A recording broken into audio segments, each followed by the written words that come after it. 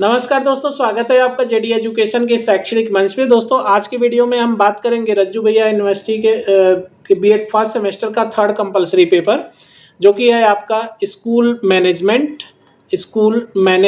And hygiene. ठीक है, school management and hygiene ये आपका थर्ड कंपलसरी पेपर है। तो इसका सेकंड यूनिट का टॉपिक है हमारा आज का स्कूल कम्युनिटी। ठीक है, स्कूल मतलब कम्युनिटी एंड स्कूल मतलब समुदाय और विद्यालय। यदि आप रज्जू भैया यूनिवर्सिटी में बीएड फर्स्ट सेमेस्टर का एग्जाम देने जा रहे हैं तो ये वीडियो आपके लिए बेहद महत्वपूर्ण है। वीडियो को अंत तक जरूर देखिए और वीडियो में दी गई जानकारी यदि आपको अच्छी लगती है, आपके लिए यूजफुल लगती है, तो फिर वीडियो को लाइक, शेयर और चैनल को सब्सक्राइब जरूर करिए। अगर आपने अभी तक हमारे चैनल को सब्सक्राइब नहीं किया, आप पहली बार हमारे वीडियो पे आ रहे हैं, तो हम आपको बता दें कि रज्जू भैया में बीएड फर्स्ट सेमेस्टर के जो 4 पेपर हैं, वो चारों पेपर का वीडियो लगातार हम अपने चैनल पे अपलोड कर रहे हैं और साथ में इसका पीडीएफ नोट्स भी हम अपने टेलीग्राम चैनल पे अपलोड कर रहे हैं। तो यदि आपको पीडीएफ चाहिए तो वीडियो के डिस्क्रिप्शन में हम टेलीग्राम चैनल का लिंक दे देंगे, वहाँ से आप जाके अपना पीडीएफ डाउनलोड कर सकते हैं और जो भी आपके लिए यूजफुल होगा और भी वहाँ पे पीडीएफ है वो भी आप डाउनलोड कर सकते हैं। तो चलिए आज का वीडियो स्टार्ट करते हैं। समुदाय एवं विद्यालय, सबसे पहले हम इसकी परिभाषा देखेंगे, डेफिनेशन कि समुदाय की क्या डेफिनेशन है। तो देखिए, समुदाय उन लोगों का समूह होता है जो एक निश्चित क्षेत्र में एक साथ रहते हैं, समान सामाजिक, सांस्कृतिक, आर्थिक या शैक्षिक हित रखते हैं तथा एक दूसरे के साथ सहयोग करते हुए समाज की उन्नति के लिए कार्य करते हैं। मतलब ये कि समुदाय एक सामाजिक इकाई मतलब लोगों का समूह होता है जिसमें समान साझा रूप से महत्वपूर्ण विशेषताएं होती हैं, जैसे कि स्थान, संस्कृति, धर्म, मूल्य, रीति रिवाज या फिर पहचान। ठीक है, मतलब ऐसा लोगों का समूह जो क्या करता है, जिसकी विशेषता होती है कि वो एक ही स्थान से हो सकते हैं, उनकी संस्कृति सेम हो सकती है, धर्म, मूल्य या रीति रिवाज एक हो सकता है। तो ऐसे लोगों का जो समूह है वो क्या होता है, उसको हम समुदाय कहते हैं। उदाहरण के तौर पे एक गांव, मोहल्ला या नगर का वह समूह जो बच्चों की शिक्षा, स्वच्छता, स्वास्थ्य या विकास के लिए मिलकर काम करता है, उसे क्या कहते हैं, समुदाय कहते हैं। तो ये शिक्षा के परिप्रेक्ष्य में है कि शिक्षा के परिप्रेक्ष्य में समुदाय किसे कहते हैं। तो आप कह सकते हैं कि एक गांव, मोहल्ला या नगर का वह समूह जो बच्चों की शिक्षा, स्वच्छता या स्वास्थ्य या विकास के लिए मिलकर काम करता है, उसे क्या कहेंगे, समुदाय कहेंगे। समुदाय कई लेवल पे हो सकता है। एक आपका क्या है, व्यक्तिगत समुदाय आप कह सकते हैं, मतलब आकार में छोटा।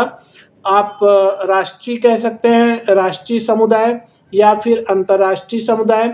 ठीक है, या फिर आभासी समुदाय। आभासी समुदाय का मतलब ये है कि जैसे आप देखते हैं जो सोशल मीडिया पे पब्लिक है या फिर यूट्यूब पे है, तो यूट्यूब पे आप देखते हैं यूट्यूब पे भी एक कम्युनिटी होती है।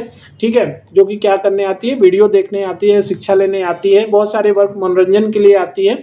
तो यहाँ पे एक वर्चुअल कम्युनिटी है। इसी तरह से इंटरनेशनल कम्युनिटी होती है, अंतर्राष्ट्रीय समुदाय होता है, राष्ट्रीय समुदाय होता है और व्यक्तिगत भी होता है। तो इस तरह के समुदाय होते हैं। उम्मीद है कि आपको समझ में आया होगा कि समुदाय किसको कहते हैं। आगे देखते हैं शिक्षा के संदर्भ में समुदाय की क्या परिभाषा होती है। तो देखिए, विद्यालय का वास्तविक स्वरूप तब आकार लेता है जब वह अपने समुदाय के जीवन से जुड़ा हो। मतलब कि शिक्षा के संदर्भ में समुदाय का अर्थ एक ऐसा समूह है जहां लोग एक दूसरे के साथ साझा सीखने के लक्ष्यों के लिए सहयोग करते हैं। इसमें छात्र, शिक्षक, अभिभावक शामिल हो सकते हैं जो एक दूसरे को भावनात्मक, सामाजिक और व्यवहारिक समर्थन प्रदान करते हैं। मतलब ये है कि इसका अगर हम अर्थ देखें तो इसका अर्थ है कि विद्यालय और समुदाय एक दूसरे के क्या होते हैं, पूरक होते हैं। विद्यालय समुदाय से संसाधन, अनुभव और मूल्य प्राप्त करता है। ठीक है, जबकि विद्यालय समुदाय को क्या देता है, शिक्षित, जागरूक और जिम्मेदार नागरिक। ठीक है, तो ये आपका शिक्षा के संदर्भ में था विद्यालय समुदाय की परिभाषा। आगे देखते हैं समुदाय एवं विद्यालय का संबंध। तो समुदाय और विद्यालय में क्या संबंध होता है। तो देखिए, विद्यालय समाज का एक अभिन्न अंग होता है। ठीक है, विद्यालय और समुदाय दोनों एक दूसरे पर क्या होते हैं, निर्भर होते हैं। ठीक, जहाँ विद्यालय बच्चों को शिक्षित करता है, वहीं समुदाय विद्यालय को संसाधन उपलब्ध कराता है, सहयोग देता है और दिशा प्रदान करता है। आगे देखते हैं विद्यालय विकास में समुदाय की क्या भूमिका होती है।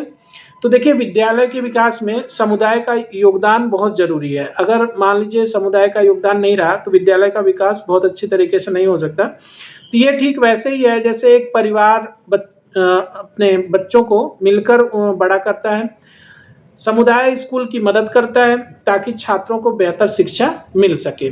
ठीक है, और इस साझेदारी से स्कूल और समुदाय दोनों का क्या होता है, फायदा होता है और बच्चों का भविष्य बेहतर बनता है। तो इसमें हम एक एक पॉइंट करके देखेंगे कि विद्यालय के विकास में समुदाय की क्या भूमिका होती है। तो पहला है हमारा संसाधन उपलब्ध कराना। समुदाय क्या कर सकता है कि विद्यालय को संसाधन उपलब्ध करा सकता है, जैसे भवन, खेल सामग्री, पुस्तकें, फर्नीचर, पेयजल की व्यवस्था, भौतिक संसाधन आदि उपलब्ध कराने में मदद कर सकता है। दूसरा है स्थानीय ज़रूरतों की जानकारी देना, जैसे कि जो समुदाय है वो स्थानीय होता है, तो समुदाय विद्यालय को यह बताता है कि स्थानीय बच्चों को किस प्रकार की शिक्षा या भाषा या व्यवहारिक ज्ञान की आवश्यकता है। क्योंकि जो समुदाय होता है वो लोकल होता है, तो वो विद्यालय को अच्छी तरीके से ये बता सकता है कि स्थानीय जो बच्चे हैं उनको किस भाषा में समझाना है, उनको उनकी शिक्षा किस प्रकार दी जा सकती है उनको, और उनका व्यवहारिक ज्ञान कैसा है, ये सारी चीज़ें वो उनको बताते हैं। अगला है हमारा विद्यालय की सुरक्षा और अनुशासन में सहयोग। समुदाय के सदस्य विद्यालय के आसपास का वातावरण सुरक्षित और अनुशासित बनाए रखने में मदद करते हैं। नेक्स्ट है हमारा शिक्षकों और विद्यार्थियों को प्रोत्साहन। समाज के सम्मानित व्यक्ति विद्यार्थियों और शिक्षकों को प्रोत्साहित करते हैं, जिससे उनकी कार्यक्षमता बढ़ती है। जैसे कि मान लीजिए एक गांव में स्कूल है और स्कूल में कोई सम्मानित व्यक्ति है, या आप ये कह सकते हैं कि ग्राम प्रधान को ले लीजिए, ठीक है, मुखिया जो होते हैं उनको ले लीजिए। तो ऐसे व्यक्ति, अगर कोई बच्चा अच्छा कर रहा है, बेहतर रिजल्ट आ रहा है, तो उसको सम्मानित कर सकते हैं, प्रोत्साहित कर सकते हैं। उनको जो पढ़ाने वाले शिक्षक हैं उनको सम्मानित कर सकते हैं। तो इससे क्या होगा कि छात्र और शिक्षक दोनों की कार्यक्षमता क्या होगी, इम्प्रूव होगी, बढ़ेगी। नेक्स्ट है हमारा नामांकन और उपस्थिति में सुधार। समुदाय बच्चों को विद्यालय भेजने और नियमित उपस्थिति के लिए अभिभावकों को क्या प्रेरित कर सकता है। जैसे कम्युनिटी जो है वो अलग अलग घर से अगर बच्चे स्कूल जा रहे हैं तो उनके अभिभावकों को प्रेरित कर सकता है कि वो अपने बच्चों को नियमित स्कूल भेजें और उनकी उपस्थिति ताकि क्या रहे, रेगुलर रहे, जिससे वो बेहतर तरीके से सीख सकें। आगे देखते हैं। नेक्स्ट है हमारा विद्यालय गतिविधियों में सहभागिता। जैसे कि विद्यालय अगर मान लीजिए कोई मेला ऑर्गेनाइज कर रहा है, खेलकूद या सांस्कृतिक कार्यक्रम, स्वच्छता अभियान आदि में समुदाय सक्रिय भागीदारी निभाकर विद्यालय वातावरण को सजीव बना सकता है। अगला है आपका सामाजिक जागरूकता का प्रसार। शिक्षा के माध्यम से समुदाय सामाजिक समस्याओं जैसे बाल विवाह, अशिक्षा, नशा आदि के समाधान में मदद करता है। आगे देखते हैं कि अभिभावकों की क्या भूमिका होती है। तो अभिभावकों की भूमिका में पहला है हमारा आपका फर्स्ट है पेरेंट टीचर एसोसिएशन, पीटीए का गठन। पीटीए यानी अभिभावक शिक्षक संघ विद्यालय प्रबंधन और विकास में महत्वपूर्ण भूमिका निभाता है।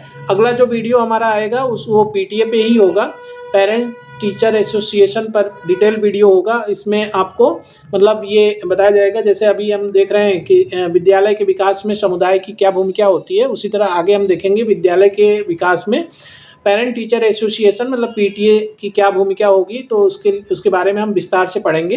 तो ये हमारा नेक्स्ट वीडियो होगा।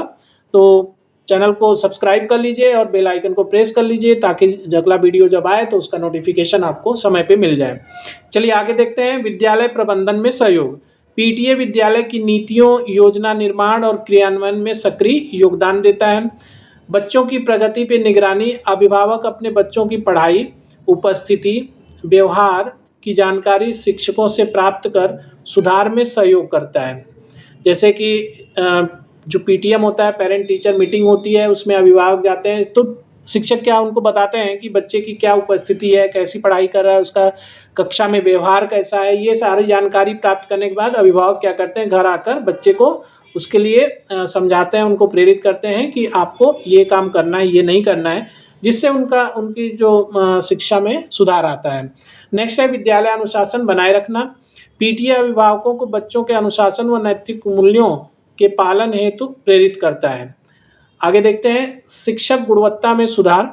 अभिभावक अपने सुझावों के माध्यम से शिक्षण पद्धति और वातावरण सुधारने में मदद करता है। जैसे कि ये प्रधानाचार्य अगर मान लीजिए बुलाता है अभिभावकों को कि वो कुछ फीडबैक दें स्कूल के बारे में, तो ऐसे में क्या है कि अभिभावक अपना सुझाव देते हैं कि आपको क्या करना चाहिए, कैसे विद्यालय का वातावरण बेहतर हो सकता है, शिक्षण प्रक्रिया कैसे और अच्छी हो सकती है, बच्चे कैसे और अच्छा सीख सकते हैं, तो अभिभावक उसमें अपना सुझाव दे सकते हैं। नेक्स्ट है हमारा संसाधन और वित्तीय सहयोग। कई बार अभिभावक और समुदाय मिलकर विद्यालय के लिए आर्थिक सहायता, दान या निर्माण कार्यों में सहयोग करते हैं। नेक्स्ट है हमारा शिक्षा के प्रति सकारात्मक दृष्टिकोण विकसित करना। पीटीए समाज में शिक्षा के महत्व के प्रति जागरूकता फैलाने का कार्य करते हैं। ठीक है, तो उम्मीद है कि ये आपको समझ में आया होगा। अब इसका निष्कर्ष देखते हैं हम। निष्कर्ष में क्या है कि विद्यालय और समुदाय एक दूसरे के पूरक होते हैं। समुदाय, अभिभावक और शिक्षक जब मिलकर कार्य करते हैं तो विद्यालय का समग्र विकास भौतिक, सामाजिक और शैक्षणिक संभव होता है। मतलब समग्र में क्या आ जाएगा आपका, इसमें आपका भौतिक, सामाजिक और शैक्षणिक विकास संभव हो सकता है। पीटीए इस सहभागिता का सबसे प्रभावी माध्यम है जो विद्यालय को समाज से जोड़ता है। तो यहाँ पे आपने देखा कि समुदाय और विद्यालय, समुदाय एवं विद्यालय, और दूसरी चीज़ हमने ये देखा कि विद्यालय के विकास में समुदाय की क्या भूमिका होती है, पीटीए की क्या भूमिका होती है। पीटीए मतलब पेरेंट टीचर एसोसिएशन, तो अभिभावक शिक्षक संघ की क्या भूमिका होती है, तो इसके बारे में हमने पढ़ा। उम्मीद है कि आपको वीडियो समझ में आया होगा, इसमें दी गई जानकारी आपको समझ में आई होगी। तो फिर आज की वीडियो में बस यहीं तक, मिलेंगे हम लोग नेक्स्ट वीडियो के साथ। तब तक आप अपना ख्याल रखिए, मन लगा के पढ़ाई करिए। बहुत बहुत धन्यवाद।